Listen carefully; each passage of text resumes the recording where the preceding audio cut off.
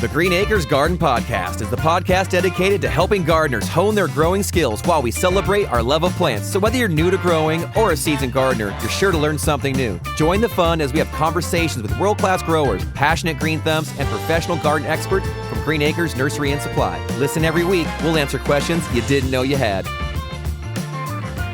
Well, hello and welcome, everybody. Welcome one and all to the show. This is the Green Acres Garden Podcast. I'm your host, Kevin Jordan, back in studio for a special episode. We got Austin to my side. How's it going there, Austin? Hey, Kevin, I'm doing great. And this week, we have a special guest in studio. We have a guest who is a master of master gardeners, a two-county. He's the first one ever to have dual citizenship. He's the king of compost, the prince of plants. We've got Kevin Marini in studio. How's it going there, Kev? I'm doing great. I really thank you guys for inviting me. Of course. It's good to have a third person in the studio again. We haven't done this since we welcomed Julie in to recap 2023. Yeah. And now we had so much fun doing that. We thought we'd open the doors again and give this another shot. And it's great to have you here in my home studio. Yeah. Kevin, welcome. Thank you. Yeah. It's really a nice home studio, too. Thank you. Yeah. There we go. So for our listeners who maybe don't know, Kevin is a very skilled horticulturalist. And actually, I want to kind of catch up with you, Kevin. I know you're busy in the gardens these days, out in the landscape. How you been and how are things going right now? Yeah, things are going really good, but yes, really busy. It's fruit tree pruning season right now. And so a year ago, I kind of started this little side gig. I'm a certified arborist, so I do tree consultations, and I started pruning fruit trees. I'd pruned fruit trees for decades, but I started doing it, for money. And what I realized was there's a lot of people out there that have fruit trees. Oh, yeah. And a lot of people that are very nervous about pruning them.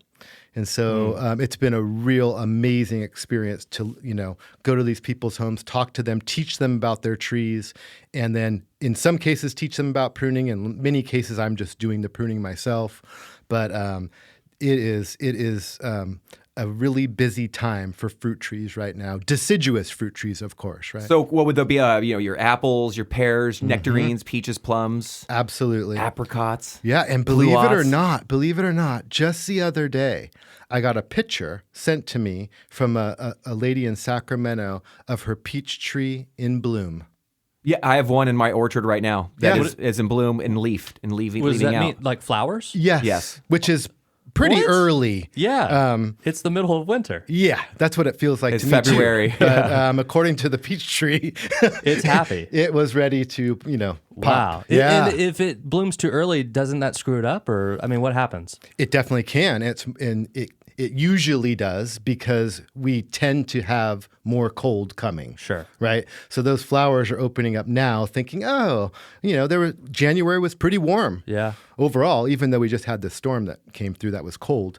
But if those flowers don't get pollinated, if there's not pollinators flying, or there's a real cold night, they'll just drop. And that means no fruit. Does the tree get to try to bloom again?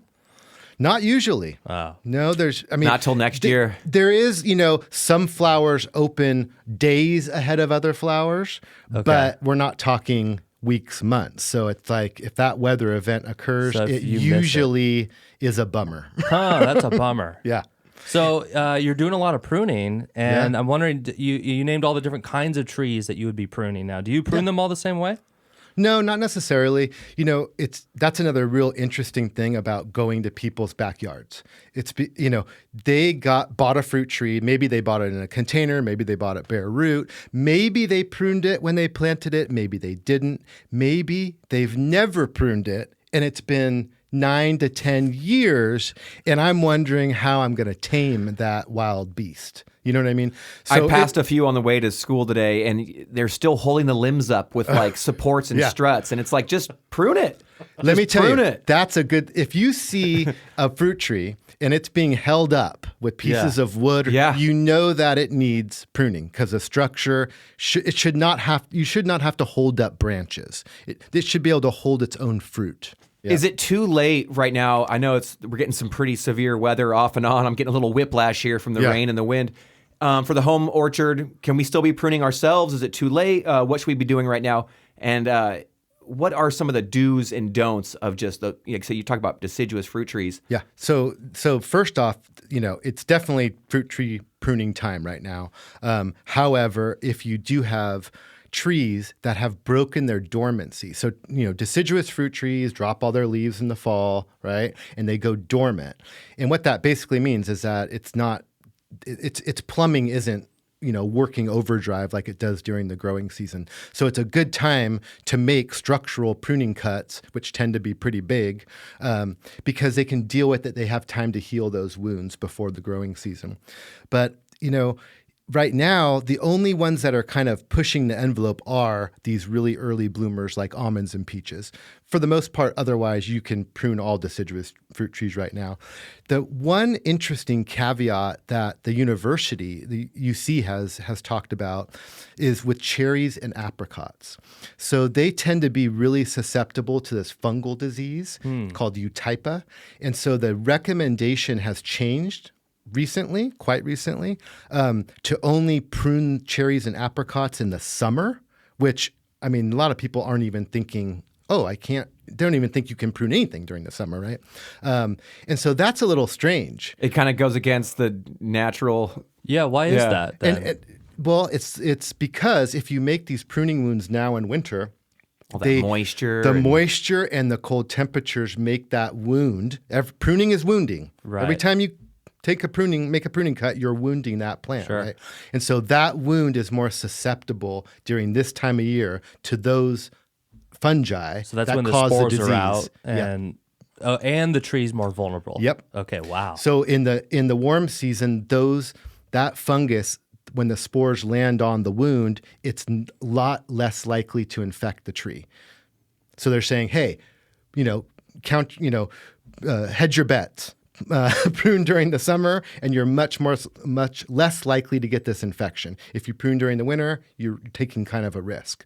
Now, that said, people prune their cherries and apricots in the winter all the time because sometimes you have to, because you have to make these big decisions about the structure, and that's hard to see when it's covered in leaves.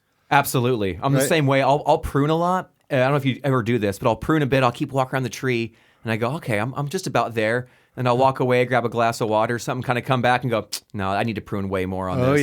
Did you ever do that? Yep. But I have start to seeing things you didn't see before. You're like, no, that branch is pointing towards the ground. I don't like that one. We're way too far extended from the center of the tree. Yeah. Well, I've had a master gardener recently ask me, do you have any secrets to fruit tree pruning? Any tips? And I say, well, you have to relinquish your need for perfection, right? So I could sit there. It's like sculpting with not enough clay, and I could spend 8 hours questioning every cut. Was that worth it? You can't do that. You got to follow a process, and then be efficient with your time as well. There's definitely an art and a science to it. So the artistic part does come out at some point. When you're out there, that's a lower priority, right? You're more concerned with the structural health of the tree than it being beautiful, right? For most of the clients where I'm going out and pruning their fruit trees, they're all about fruit production. Oh. Right? So they could care less about it being necessarily a beautiful looking shade tree, whatever. They want me to make sure to prune it correctly so it maintains its health and it can produce fruit. And what happens a lot is fruit trees get so large, right, that the canopy shades all the bottom of the tree, and you don't get fruit without sun getting into the tree. And so a lot of times, all the fruit as a tree gets bigger and bigger and bigger is at the outer reaches of it, where, and so where you can't reach freely, and And so if you open it up and you get sun into the middle, you can get fruit spurs, for example, on apples and pears that form when they haven't been there for years, just by opening it up and getting light down in there. It seems like it goes against the tree's better. It seems like an oxymoron almost that it would grow successfully and then prevent its own structure. Yeah. I mean, fruit tree pruning is a weird thing because you're removing material, right? To make more. To hopefully get more. Yeah. You're invigorating the tree by basically dampening it down, that doesn't jive necessarily in most people's minds, right? Well, you just brought up a great idea, reinvigorating. What are the best methods for somebody who maybe does have, let's say, an older nectarine tree, and it's a little stretched out, a little, it's a little, pulled apart, but there's still some life in it. How do you reinvigorate that tree without completely going wild on it and chopping it so bad that it never comes back, recovers? We have a demonstration garden. The Nevada County Master Gardeners have a demonstration garden in Grass Valley. They planted 30 years ago standard fruit trees, which there's standard fruit trees, semi-dwarf, and genetic dwarf. Genetic dwarf, super small, semi-dwarf, medium, and then standards are big, right? And so they got to the point where they kind of questioned, why did we plant these standards again? And what are we going to do now? Yeah, what do we need with 30-foot tall fruit trees? And so we recruited a Sacramento farm advisor, Chuck Ingalls, who since has passed away.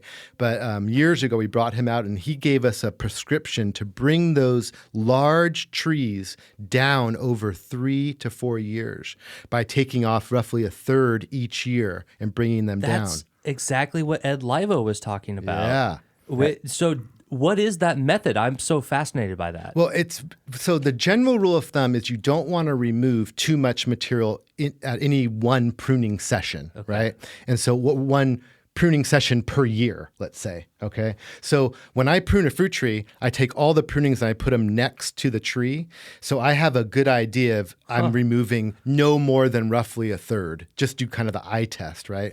And so what Chuck told us was, we have to break the rules a little bit. We have to remove a little bit more than that because we have to get this tree to have a net, decrease in size, right? If you just cut a third off, it can regrow that. And so we had to break the rules a little bit, but basically the rule is you do it over a 3 to 4 year period. You don't go from a big, tall fruit tree to a tiny little fruit tree in 1 year. You can, like you just said, Kevin, you can kill that tree. You can... Just too drastic. It is. And so what did you remove, like 40, 50%? It was probably in the 40% range for 3 years in a row. Wow, that's a lot. Yeah. And let me tell you, if you go to the demonstration garden, the trees look a little wacky because they're so thick and they have these big branches too, but they go up and they're flat rather than going straight up in the sky, So getting back to your question, yes, you can take old neglected fruit trees and renovate them, bring them back to life. You just have to do it over time and not do it in one shot, right? And then getting back to what you were mentioning about do's and don'ts, tools, right? I've been quite surprised at what I've seen some homeowners pruning their trees with, like hedge type. Yeah, like shears, right? I'm going, no, that's not the best tool. So using the right tools for the job, keeping them sharp, keeping them clean. I know it sounds straightforward and simple, of course. You need the right tools and sharp and clean. But I have pruned a fruit tree with loppers that weren't sharp. And that's the worst. My arms hurt, a lot more after that session. When you have sharp tools, it's like butter. Well, I always see people doing this too. My students mainly when they're lopping something and they just can't quite get it with the lopper, and then they just go to twist the lopper and then they tear it. And it's not quite sharp enough. They don't have the strength. Yep. And it's like that kind of is not great either. Yeah, not at all. So nice and sharp. Nice and sharp tools, clean cuts. And cutting, knowing what the pruning cuts are. So you have these certain types of cuts you use that elicit certain... The heading, the thinning. Heading, thinning, reduction cuts. In the fruit tree world, they talk mostly about heading and thinning. In the arborist tree world, we have 3 cuts because there's 3 different tree responses. So we have a heading cut, a reduction cut, and a thinning cut. And if you know those cuts and what the response of the tree is, you use those cuts wisely to make sure your fruit tree grows back the way you want it.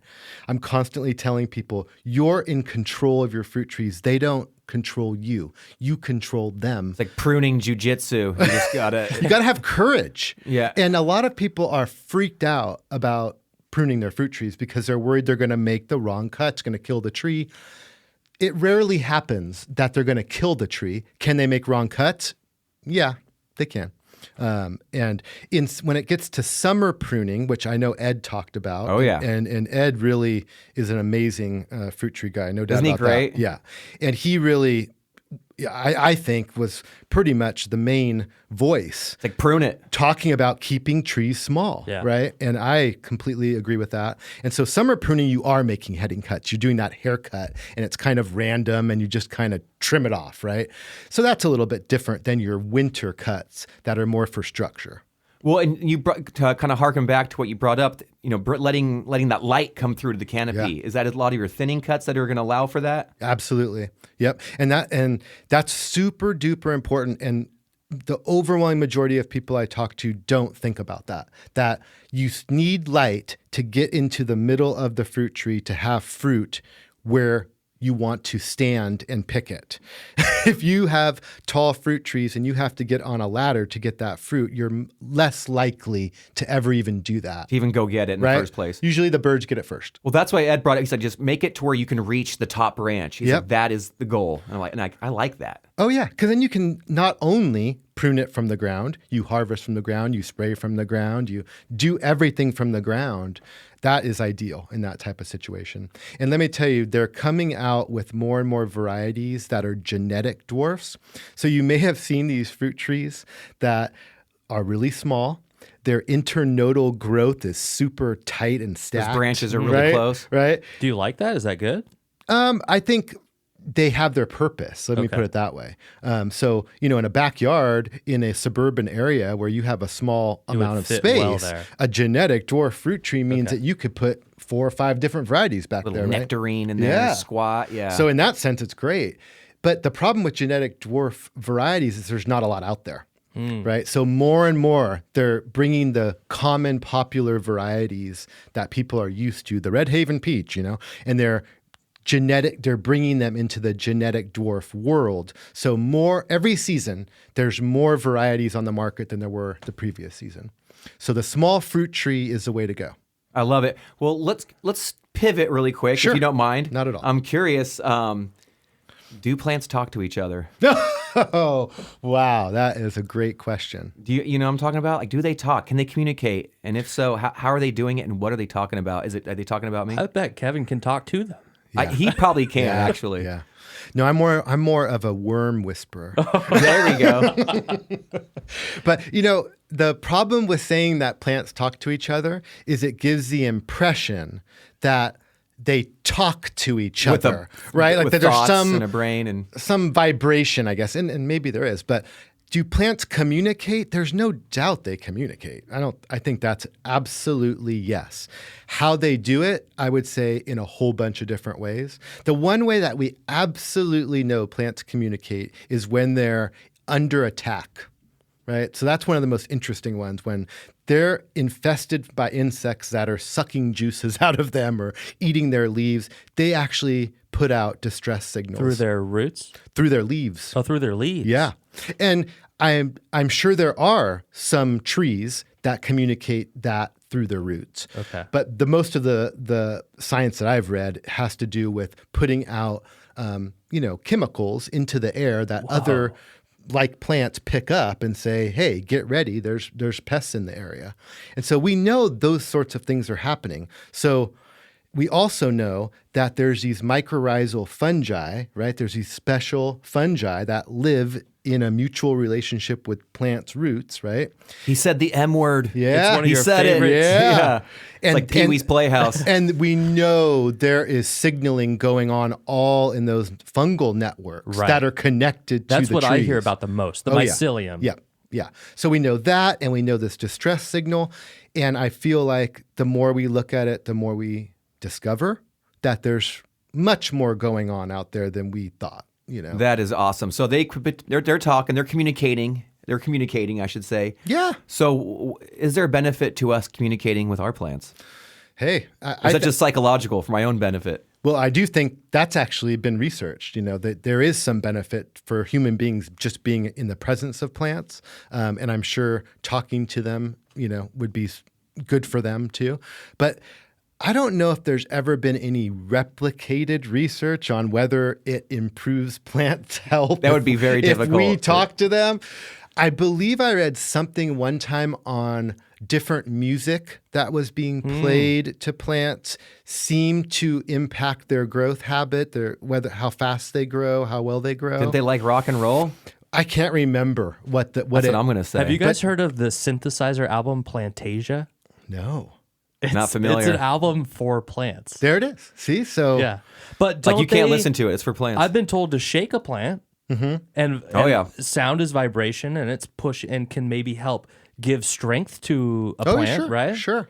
I do that to my house plants because they don't get a lot of wind. So it's like and then plus I get angry sometimes. So it's like something's got to get shaken, shooken. You're taking your emotions out on your plants. Yeah, I'm like, why you little? No, I really can't remember where I read it, but it was comparing like classical music with like rock music or something like that. Yeah, that's cool. So there's been some studies on that. There's probably going to be more too. I absolutely love music, and I believe that those vibrations mean something. Sure. And I think they mean something to plants too. Interesting. I'm with you. Now, Kev, what do you think? Is there an underrated plant out there? Is there a plant that you think is a really cool plant that would actually work in a lot of people's gardens? Let's say Zone 9 down here. What's an underrated, underutilized plant that is like a sleeper, a little underdog that no one's really known about that you just love? Because you're a master gardener. I mean, you've been doing it for quite some time. You've been there, done that. So think on that for a minute. Well, first off, I would have to say a vegetable. And you're going to love this. The fava bean. Oh, yes. I mean, dude. The fava bean. Cool season, a nitrogen fixer. Nobody likes fava bean. The fava bean is unfortunately looked at as this cover crop, right? With no other benefits like, plant it when you're, to improve your soil, but then cut it, and compost the top or drop it in your garden. But Hannibal Lecter eats. But Kevin and I here have had a conversation about bringing fava beans to their fruition and harvesting those fava beans. They're massive. And let me tell you, I lived in Italy for a year, and they're a delicacy there. Boiled for a short amount of time, olive oil, salt, pepper, fresh Parmigiano. Ooh, dang. I can tell by your accent. You've been to Italy. Let me tell you, fava beans are underrated as a food. I kind of want to go try some right now. Yeah. You've already They're yummy. got me. I can't say I've had one in forever. The joke was always as a kid, like a lima bean or a fava, any big bean. You're like, is I'm gross, good. Yeah, I know. Right? I hear you. But they're not. They're perfectly great. No, and especially when prepared and fresh and oh my gosh. We've grown them before in a couple of community gardens, and the plants themselves are pretty robust. Yeah. Like they're not huge. small plants. They get hardy, but I mean they're pretty tall by the end of the season there. Big fat old pods on there. Oh yeah. And in Italy, they grow the fava bean's cousin, the bell bean, which is just a smaller version, if you will, of the fava, as a cover crop. But if you told the Tuscans that the fava bean was a cover crop to be, discarded at first bloom, they would call that blasphemy, what are you doing? Yeah, that's a crop. So they do use kind of a cousin of that species for a cover crop, but the fava bean is definitely Can I ask you about revered. its use as a cover crop? Because I know we've talked about that before. It fixes nitrogen into the soil, right? And then we're cutting it down to make room for other plants we're going to grow, right? But why don't we let it continue on? What's the matter with doing that? No, it's a good question. And I've had this question asked to me many times. And what my answer is, well, then if it goes to a point where you're going to harvest the fruit, right? It seems like a waste not to. It is then a crop, not a cover crop. It is then a crop. So what's a cover crop? Well, a cover crop is simply something you're using to improve the soil. Oh. So the goal of a cover crop isn't to get to the fruit. It's to... So you think it's not being marketed correctly? Well, I'm just saying. Well, I'm curious. Is there anything to do too with how it like has to, it like builds up that nutrition, but it also then has to, if you don't cut it and drop it or whatever, then it's going to utilize what it has built up a bit. So it's like you're not getting, if you wanted to use it as a cover crop and now you've let it go, you're exactly right. You're back where you started. So they say at first flower. So you have a fava bean grown. At first flower, you kill it. Okay. You either cut it, compost the top, let the roots with those nodules where they fix the nitrogen decompose in the soil. Yep.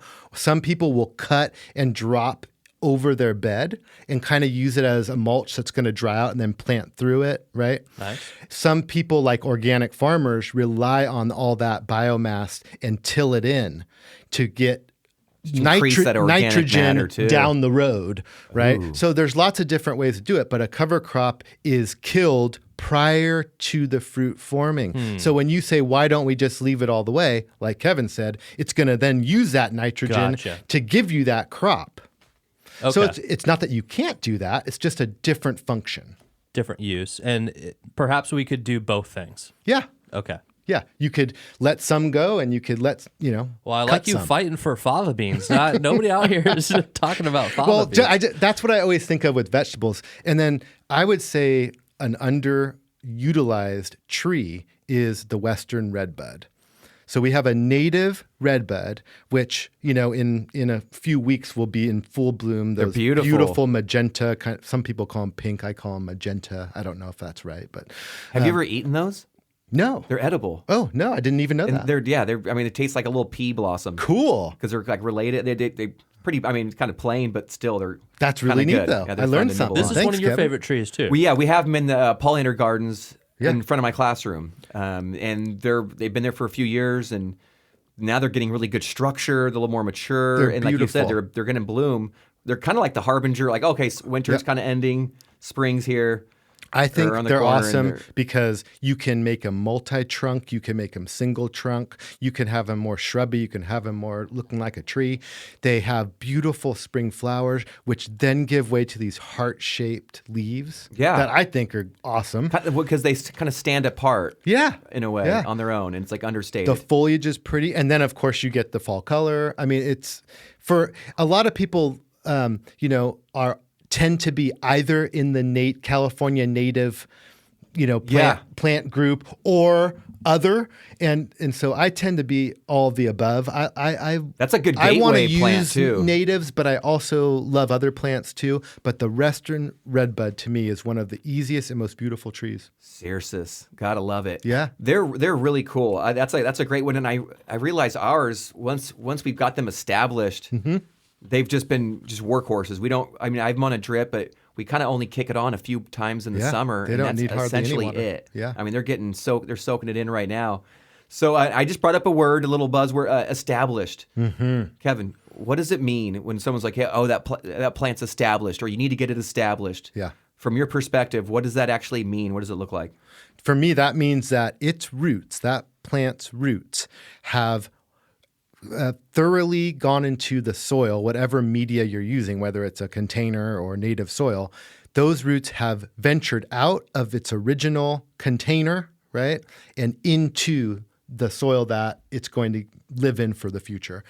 And this is, I know, going to sound really silly, but there's this test called the wiggle test. Right? The wiggle? Yeah, wiggle test, okay? And so you go up to, I do the same test on myself from dieting. I'm like, is it wiggling still? Oh, yep, I got a little wiggle. A little more vegetables. And so it sounds silly, but you literally go up and wiggle the tree or the perennial or the shrub. And if you see that the soil heaves when you wiggle that, right? That likely means it is not established yet. If you see movement of the stem in the soil, moving around, it's not established. You know when a tree's established when you do the wiggle test because nothing below ground moves. The trunk, the soil stem moves, is settled, but the soil doesn't move, and there's no heaving and there's no movement of the stem within the soil. And so it sounds ridiculous, but the wiggle test is one of the best ways to know if a plant's established or not. I like it. The wiggle test. You've heard it here, folks. I can't take credit for that. That comes from a horticulturalist up in Washington State who I learned it from, Linda Chalker-Scott. She talks a lot about Linda Chalker-Scott talks a lot? Let me get that right. Linda Chalker-Scott talks a lot about doing the wiggle test to make sure plants are established. I love it. That's a great idea to get your plants. You always hear these terms. You're like, what does it mean? Yeah. So I had to ask. No problem. What are some of your favorite ways or plants to support bringing birds into our landscapes? I know sometimes we talk about, the birds are eating my fruit, or whatever. What we do truly want the birds to be, in our gardens and our landscapes. Yeah. What are some of your favorites that you like to use? I just want to, before I say specific favorites, let me say that this is a problem in all gardening messaging right now. There's all these contradictory messages, right? So we don't want birds to eat our fruit, but we want birds to eat our pests, right? Yeah, right, yeah. So I teach a lot of defensible space stuff, right? And so we say, as gardeners, let's be water wise. Buy drought-tolerant plants. Try to minimize turf grass that takes a lot of water. And then we say into the defensible space world, well, a nice irrigated lawn in front of your house sure offers fire protection, right? We say mulch is needed for preserving moisture in the soil, but not too close to your house. Not too close to your house because you cost. So there's all these competing things, and birds are one of them, right? Because they can be the bane of every gardener. Getting your blueberries, getting your fruit. Worst. Okay? Yeah, cherries. Cherries. I mean, they can really make gardeners upset. But I think you're right in the sense that we need birds in our gardens for the pests, and we need to provide food for them, right? And so I tend to always default to California natives in that regard, right? So there's tons of native plants that form berries that birds eat. A good example in my yard right now, up at 2,500 feet, is toyon. It's an evergreen shrub with red berries, right? So things like that. Does it not sting as bad when they're eating something that you're like, that's cool, I wasn't going to eat that anyways? Absolutely. There we go. Yeah, it's go for it. Go to town on that, right? But yeah, so that's one of my favorites just because it's native and it's gorgeous. And multiple kinds of birds will eat that? Oh, yeah, for sure. Okay. Yeah.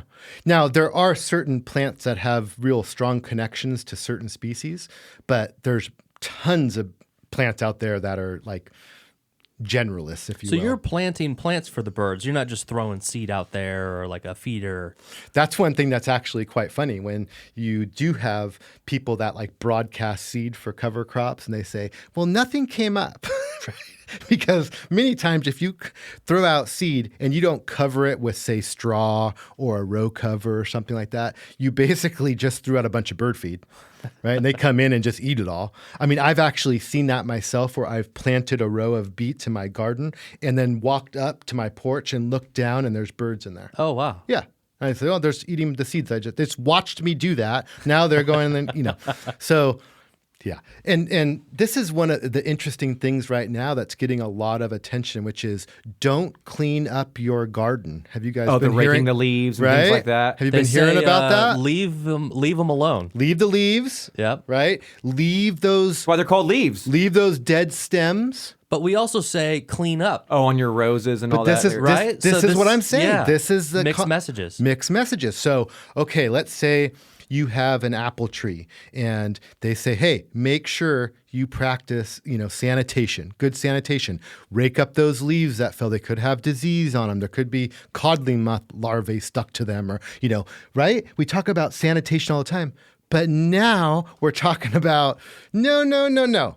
Leave your gardens messy over the winter. Don't clean them up until spring because all of these pollinators and other critters are using all that material to survive and to reproduce and to be ready for the spring. And so again, here we come to another kind of competing message. Mm-hmm. Do you keep your garden really clean or do you not do a thing? Well, what do we do, Kevin? I think there's always that middle ground is probably the right decision, right? Clean up where there's possible disease problems, but leave a lot of the stuff that you're cleaning up for your own aesthetics, right? Not for any real functional purpose. I like it. There we go. Yeah.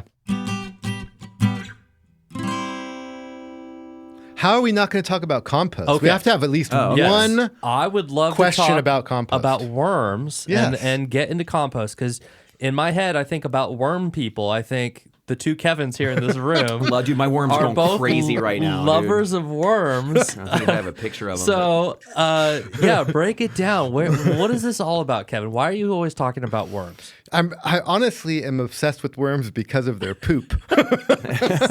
Me too. To be honest, You guys are a bunch of weirdos. I think there's another part of worms that's really cool in the fact that they can eat our food waste. Yeah. Right. And recycle our food waste into such an amazing product. But let's say you're not a gardener. Well, then I would, say you should have a worm bin because you can recycle your food scraps at home. So there's another reason, even if you're not a gardener, to like worms. Okay. But for gardeners, there's just nothing that compares to worm castings, worm poop. Okay. It's the best. It's the best across the board. There's plant growth hormone, auxin, in worm poop. So, the hormone that helps direct growth in plants is found in worm poop. That's a pretty good sign that worms and plants have been hanging out together for a very, very long time, right? And so one of the things we know about soil is that the organic matter pie slice fraction tends to need replenishing, especially in native soils. Worm castings are the best bang for your buck when it comes to replenishing that organic matter fraction, because not only of the nutrients, but because of hormones, because of beneficial bacteria inside those castings. So that's really why I love them.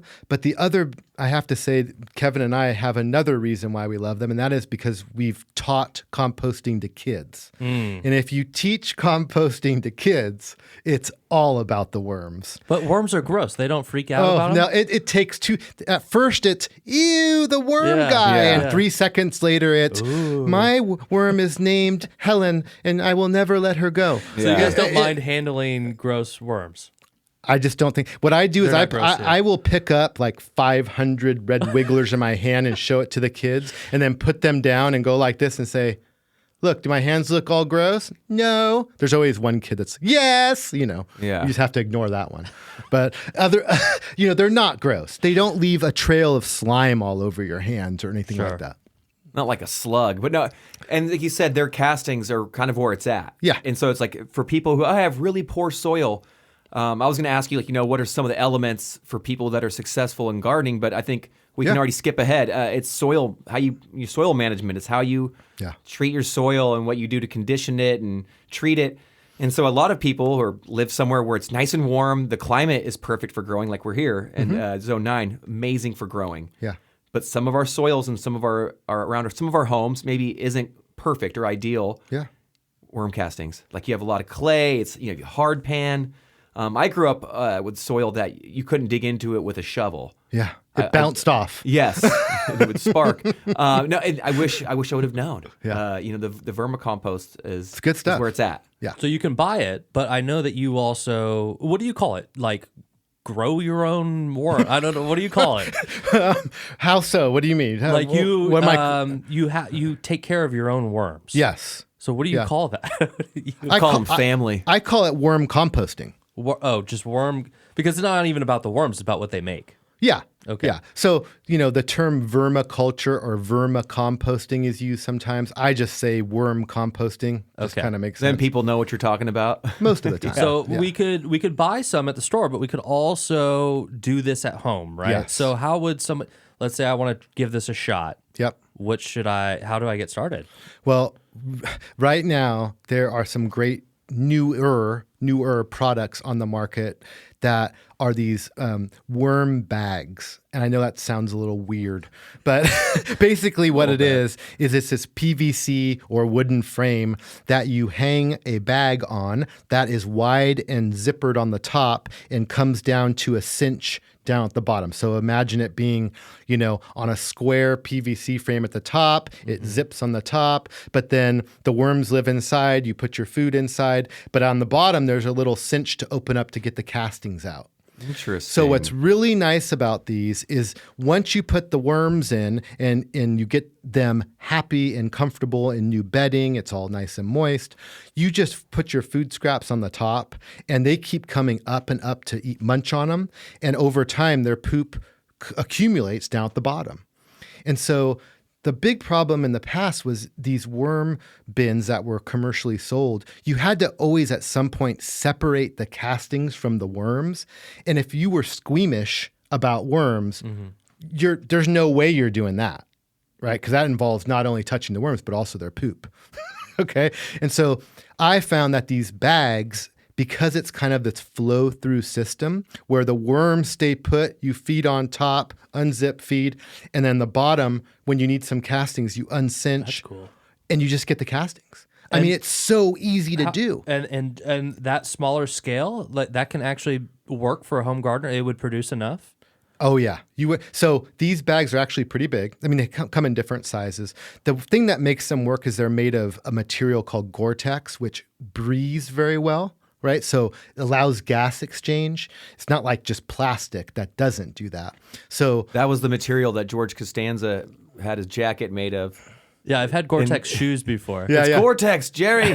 I remember that episode. It's Gore-Tex. Yeah, that was good. It's the future. It's the future of worm bins. Yeah. No. So have you utilized this style at all? Or is this, I have two. I have two of them. And so, my daughter went off to college last year, but we're basically a family of four. I'm the only meat eater, so I have vegetarian. So we eat a lot of vegetables. And so, two of them works really good for my family for that size. But really, you could probably utilize just one. It depends how much you're producing as far as fruit and vegetable scraps and coffee grounds and tea bags and things like that. I always try to tell people, get an idea of how much food waste you produce before you buy the system to match to your volume. Oh, that's a good way to think about it. Because you can, if you're one person, then you may just have a little Rubbermaid worm bin, and that may work perfect for you. And those are fun to make too. Yeah, and I didn't mean to say Rubbermaid, any plastic bin. Tote, yeah. Thank you, yeah, for sure. So anyway, getting back to the bag though, it is, to me, one of the most simplest, easiest, trouble-free ways to recycle food scraps. All you got to do is get it going. Once the worms are in nice, moist bedding and they're settled in, I have had zero issues since then in both those bags. And I have harvested a lot of worm castings. Of course, you don't get a lot at one time. Right?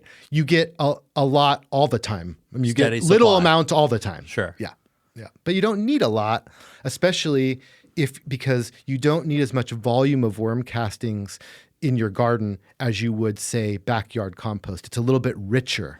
Well, so you don't need as much. Now I'm curious about trying to store it and maybe holding on to a surplus of it. Is this something that you do? How well does it keep? What do you have to do to make it kind of to preserve it, I guess? Yeah, so if you notice at the store, if you go buy a bag of worm castings, it's in a plastic bag, right? It's in a plastic bag, but it's never completely dried down, and it's never, well, it shouldn't be super wet and mucky. It should be at this kind of 50-50 oxygen and moisture feel, where it's moist to the touch, but you wouldn't be able to actually squeeze water out of it, right? And so at that level, you're preserving a lot of the, active microorganisms. You're preserving some of the nutrients in there, and it's gonna be really great when you utilize it like that. So people will do that. They'll dry it down a little bit and then store it in a Ziploc bag, poke some holes in it so there's air exchange still. Have you ever brewed up some worm tea? And if so, how does it taste? I definitely have. I never actually tasted it, but yeah, don't drink it. I was just kidding. Yeah, but it's kind of funny you say that though, because I always think of it as like a microbe drink in a way, right? I don't want to go down that road, but I bet it might be the elixir to life for all I know. But I know the plants seem to love it. Yeah, I think that there's no doubt with anytime you take, any material that has nitrogen in it and you soak it in water, it's soluble. So nitrogen gets pulled out of that material and it becomes part of the liquid. And so when you then pour that, quote, tea all around your plants, you're basically giving it soluble nitrogen. So you kind of expect that there would be a plant response, right? But that's not the only benefit to tea. There's also other stuff in there that may be of benefit, if it's not done right, some people say it can actually harm plants. If you do it, there's aerobic and anaerobic teas. Aerobic teas being with oxygen, anaerobic being without oxygen or low oxygen.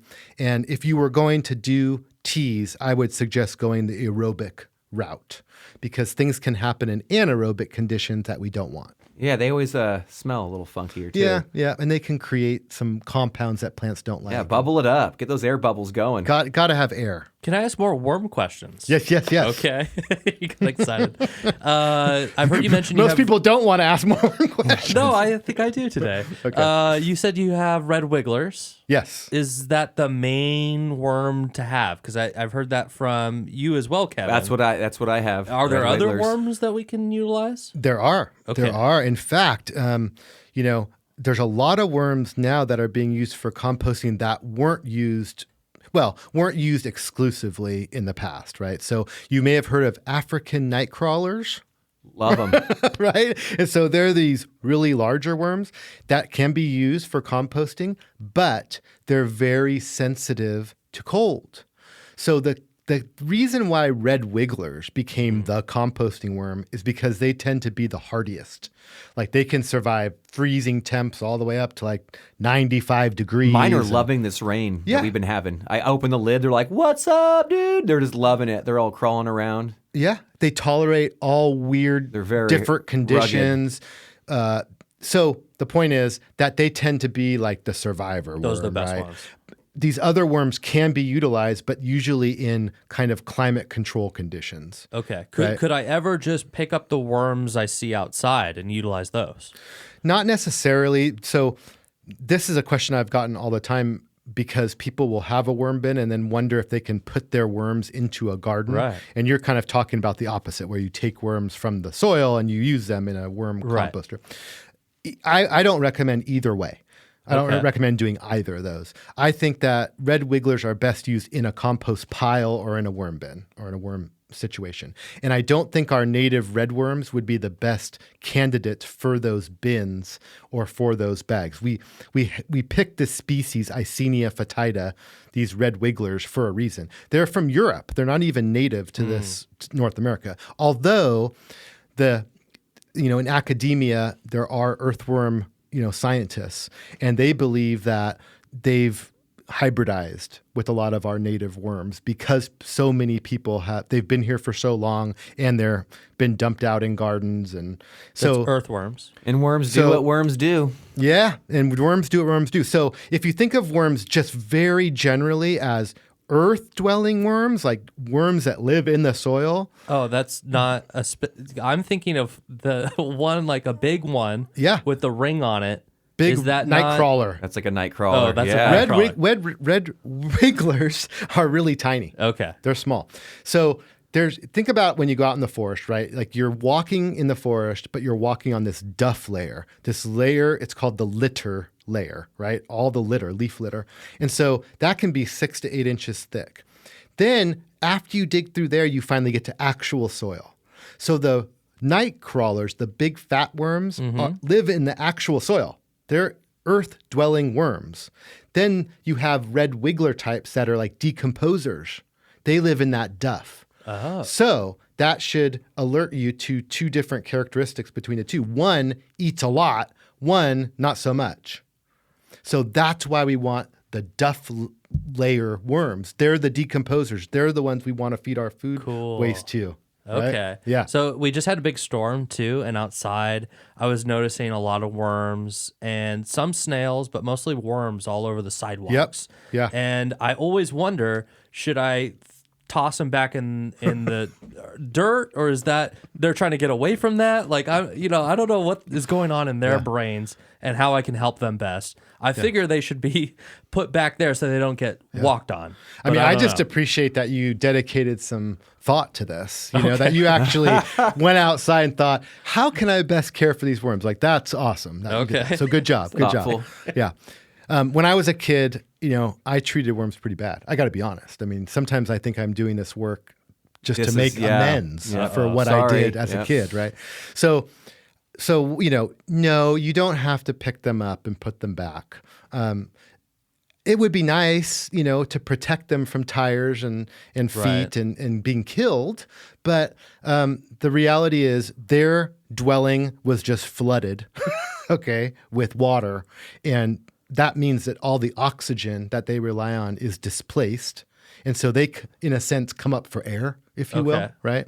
And so if you went and picked up a bunch of worms and Yeah. put them back over here, I my guess dooming them? is they would just immediately start going towards the place that you just took They're them like, from. I was to running move it." from there. Yeah. I mean, I just don't think that.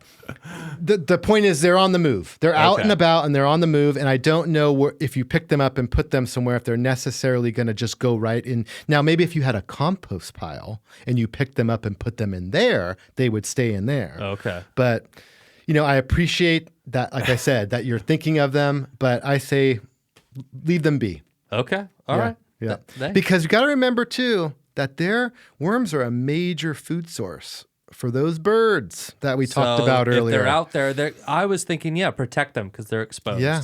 But that could be a good thing if the bird gets them. Ecology. Well, it's kind of interesting. Right? So we're having rain and wind now. The wind is kind of shaking some of that dead, loose, weak material, the branches off the trees. I noticed my trees were dumping in these storms. Now I looked up, the trees are look pretty pristine. Yeah. You're bringing up the worms getting flooded out, birds eating them. In a few more weeks, the birds are going to be mating, laying eggs, and it's like it all seems like it There's makes a lot sense. going on. Well, again, and circle of life. I think the whole ecological approach to gardening is gaining a lot of momentum. I think what we were talking about earlier about leaving balance. your garden not cleaned up until the spring. The whole idea is that this is an ecology we're trying to steward, not just a quote garden. That's perfect. It looks great in a photo. Right. Yeah, it doesn't have to be that. We want to be functional for the environment and for us, but to do that, you have to tolerate some of these things. Love it. Love it. And Kevin, I did just notice you sing another Disney song. So busted. All right, that's the Easter egg for this week. All right, now you got to drink some eggnog. Disney. He's got a young child, right? I do. So I mean, do. it's in there. I do, but he's not old enough at this point. I don't think he's even seen a Disney Oh, movie really? at this Oh, point. no? He's so young. Yeah. Well, Lion King, that's a good one. Oh, it's classic. Yeah. I don't want to forget, because I listened to the Julie Barber podcast, I don't want to forget congratulating you on the twins Oh, that thank I you. heard about that are on the Well, way. and then you just mentioned your child's off in college. That's something to be celebrated. That's pretty cool. Well, thank you, though, by the way. Yeah. I guess, yeah. She's down in Santa Barbara getting flooded right now, I guess. Oh, yikes. A banana slug. That's Santa Cruz, my bad. Yeah. I think. They get like mudslides and stuff in Santa Cruz, yikes, right? yeah. Along the coast. That's what they were worried about down there, too, with Okay. landslides and things. But yeah, So- our garden family is going to be, growing. growing. It's growing. Yeah. It's growing. That's awesome. Congrats. Quick question. What are your favorite summer crops to grow? Do you grow any? I know you've been growing for quite some time. Like, what are your go-tos in the summertime? Yeah, I'm definitely more of a cool season veggie lover. Ooh, what are your favorite cool season Well, ones? I mean, I will talk about warm season too. So, I mean, my wife makes fun of me all the time because I could eat broccoli every day of my life. I love broccoli, cauliflower, Brussels, cabbage. I love them all. I made cream of broccoli last night from the broccoli in the garden. There you go. It was a killer. And homegrown is phenomenal. So let me just get that out of the way. But as far as warm season crops, this is going to sound kind of funny, but I've really found a couple varieties that just work for me, and I just grow those over and over again. So I love Berkeley tie-dye tomatoes. Yeah, of course. Where I'm at 2,500 feet, and they tend to grow really well, have very little pests and disease, and just produce. And I love their real complicated flavor. It's delicious. Yeah. Yeah. And then I know this sounds a little generic, but the good old sun gold tomato. That's my favorite.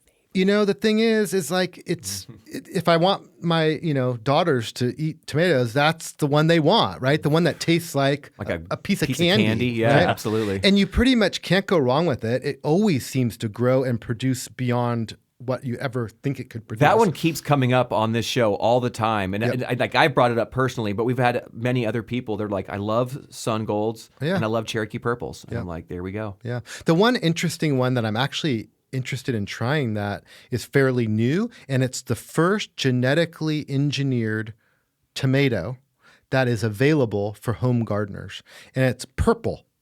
and they genetically engineered it to have high levels of anthocyanins. Yes. And I'm forgetting the name. It's not on the top of my head right here, but purple. Just if you looked up, purple GMO tomato, which a lot of people are going to say, well, I wouldn't want that because it's GMO. But in my opinion, I think it's interesting. But what was that? Anthocyanins. What's that? It's these antioxidants, if you will, within the tomato. Oh, it's a nutrient that's good for us. It's a healthy thing. Okay, cool. That they have engineered these tomatoes to have huge levels within. Okay. It's like why blackberries and blueberries have their color and it's like a pigment. It's like I just find it I just kind of want to grow it as a novelty in a way because it's a purple tomato too. It's like, why not try it? Sure. But I'm also very, I do plant usually an Italian dark green zucchini and some sort of yellow zucchini. They produce so well when they're healthy. Yeah. Gosh. And I really like shishito peppers, right? Those wrinkly little sweethearts. They're great. Corno di Toros. The Horn of the Bull. The Horn of the Bull peppers. They're good. Always produce for me and are really, really quick to ripen. We did those last year in the garden at the school, and I was like just snapping them off and just eating. They're really sweet. I know. And kind of thick-walled. And God.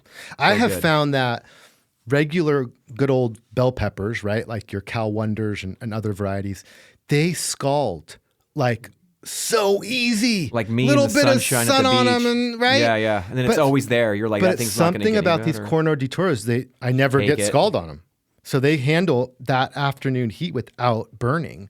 That's why I like them. There we go. Cool. Yeah.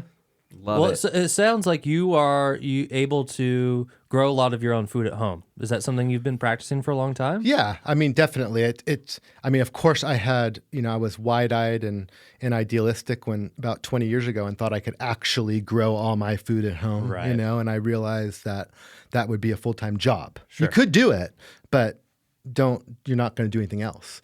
You have to garden with a headset on as you're like talking to your work. Helping people on tech support. Found a balance. So I found a balance, works. definitely. Okay. And I think the other thing is too, a lot of people talk about not wanting something to take over in their garden. But when it comes to the vegetable garden, sometimes that can be good. Example, I have arugula right now, rampant all over my garden, even in the past and everything. That would drive some people crazy. I love it. I wish I had because some I can right just now. run out. Parsley, same thing. These things seed. I let them go to seed for this purpose, to reseed and just be all over my vegetable garden. And it doesn't look clean and organized and formal, but it actually gives you a ton of leafy greens, right, over the wintertime. So sometimes letting that lettuce go to seed, letting that arugula go to seed, letting that parsley go to seed is a good thing. Well, then you're getting a harvest, and you really didn't put a lot of upfront effort, to have it. I didn't like transplant them. I didn't seed them. They did themselves. It did it all on its own. Yeah, especially things like arugula. That's really parsley. cool. Yeah. Oh, I don't really think we ever hear about that. Let it go to seed. Let it go to seed. Hope for the best. Yeah. And I'm not talking about letting them all go to seed because you're harvesting a lot, but I always let a few of those, any of the greens really that I want to, propagate. I'll just let a couple plants go to seed. That's cool. Yeah. We talk about successive planting, but that's the real way right there. And it's probably the lazy way, right? It's like, but it works. But it works. It works. Yeah. I love it. Well, that's what's kind of the thing is, not every two gardens are the same. Yep. Everyone's going to have a unique experience, and they don't have to look perfect every day of the year. Yep. And so it's all about, you said, functionality and all that. Yeah. It's that same thing I talk to people about with pruning fruit trees. Yes, there's a science behind it. And yes, there's a prescription to follow to get yourself on the right road to pruning the right way. But there comes a point where art takes over, right? There's a science will get you to a certain point, but there's also an art to shaping fruit trees, to making certain cuts. And so I feel that's the same way in your vegetable garden, right? Yes, you want to plant in rows with this spacing and this whatever, but if something goes to seed and shows up everywhere, sometimes that's a welcome, gift. Happy little mistake. Yeah. Well, what a blast this has been, Kevin. We're up against the clock. That about does it for us this week. I want to say, first of all, thank you so much for making time for us. We love having you on as a guest. I look up to you and your knowledge and your experience. Every time we kind of get together, I get a little more excited about being in the garden and growing. It kind of rekindles that spark a little bit about why I love being out there, and because I think I look at you and you're kind of fired up too. You got that little sparkle in your eye, and I just relate to it. So thank you so much. It happened here in the studio. I could see there's a couple of moments you two like clicked. I was just like, I get it now. The Kevins. Yeah, the Kevins like. Well, came it's together. fun that like sometimes when you're really passionate about something of yourself, and then you're always the one kind of like trying to convince people or kind of share that love. But then when you look over and wait, you're like, hold on, someone else is doing it for you. It's like, oh, that's good. That's a good thing. I like that. Yeah. No, I really thank you guys for inviting me here, and I had a blast too. But yeah, so good times. We're gonna have you back on before the end of the year. I know you've got a bunch of garden adventures. Start documenting it, please. Yeah. Take some video, take some camera work with you, because I think people would be really curious to see like what you're up to on a day to day, because you do some pretty cool work, and I know I'd like to see it personally. Thank you. Thank you to our listeners for showing up. We love having you here each and every week. We are so thankful to have you. If you choose to tune in and share us with somebody you care about, we'd appreciate that just as well. Oh, yeah. Thank you, Austin, for another great week of recording and editing. You always do a great job, and I appreciate it. Thank you. Until next week, garden friends, please get out in your own gardens, go outside, get a little dirt underneath those nails, touch some grass, breathe some fresh air, have some fun, take care of yourselves, and we'll see you back here next week for more garden adventures. Until then, garden friends, happy gardening to you all, and please never stop growing. Nice. Well done. I'll take it. All right.